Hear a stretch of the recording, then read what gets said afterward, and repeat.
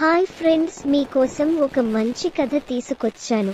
చూసి నచ్చితే ఒక లైక్, కుదిరితే ఒక కామెంట్, వీలైతే సబ్స్క్రైబ్ తప్పక చేయండి ప్లీజ్. ఇక కథ చూద్దామా?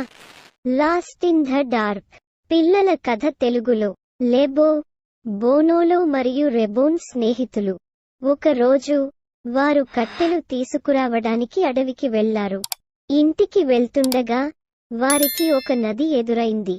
వారు అడవి చీకటి పడే వరకు ఆడుకుంటూ ఉన్నారు. చాలా చీకటిగా ఉంది. వారికి ఇంటికి తిరిగి వెళ్లే మార్గం కనిపించలేదు.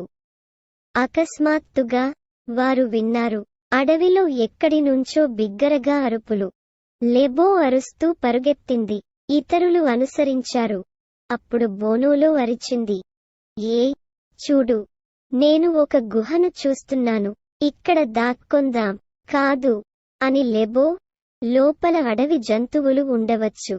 ముగ్గురు అమ్మాయిలు పరిగెడుతూనే ఉన్నారు. అక్కడ చూడు, రెబోన్ ఎత్తి చూపింది. నాకు లైట్లు కనిపిస్తున్నాయి. బహుశా మా ఇల్లు ఇక్కడే ఉండవచ్చు. ముగ్గురు అమ్మాయిలు లైట్లను అనుసరించారు. కాని వారు తుమ్మెదలను వెంబడిస్తున్నారని వెంటనే గ్రహించారు. అప్పటికి ఆడపిల్లలు అలసిపోయి ఆకలితో ఉన్నారు.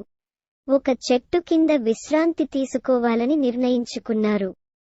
రండి అని లెబో, చెట్టు ఎక్కుదాం. మనం అక్కడ సురక్షితంగా ఉంటాం.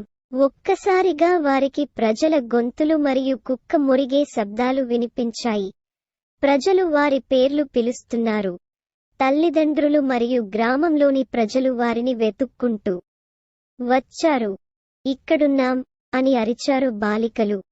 ఆ బాలికలు తమ కుటుంబంతో తిరిగి కలిసినందుకు సంతోషించారు. ఇంకెప్పుడూ కాలాన్ని కోల్పోవద్దని తమలో తాము వాగ్దానం చేశారు.